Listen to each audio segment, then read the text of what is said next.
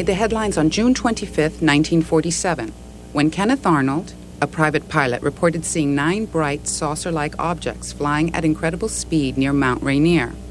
He described the objects flying like a saucer being skipped over water.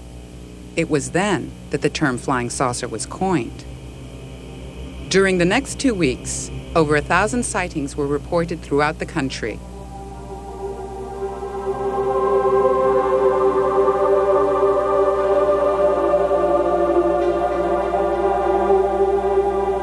In the summer of 1947, the 509th Bomb Group was the only squadron in the world entrusted with atomic weapons.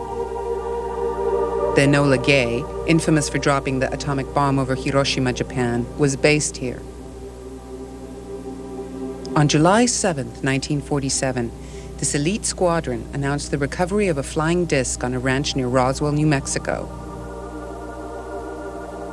Major Jesse Marcel, intelligence officer for the 509th Squadron, was among the first military personnel to arrive on the scene. I was amazed at what I saw. The amount of debris that was scattered over such an area.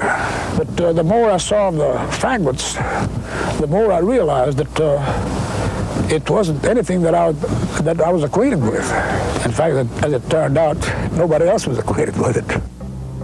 There was foil no thicker than that in a pack of cigarettes, which was virtually indestructible, and pieces of I-beam with hieroglyphic-like markings that could not be read.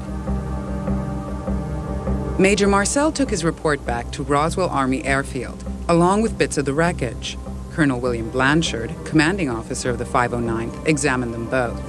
He ordered Public Information Officer Walter Haut to release word that the Roswell Army Airfield had recovered a flying disc.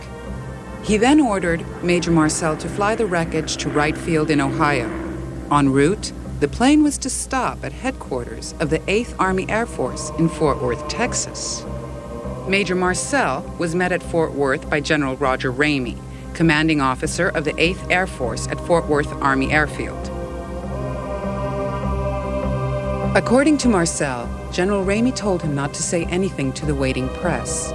He then switched the debris Marcel had brought from New Mexico with a radar reflector and pieces of a conventional weather balloon.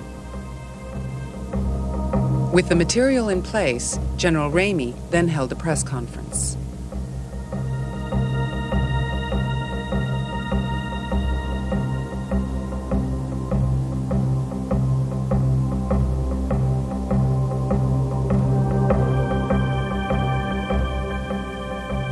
The Roswell Army Airfield was squeezed out by senior personnel and the record was sealed.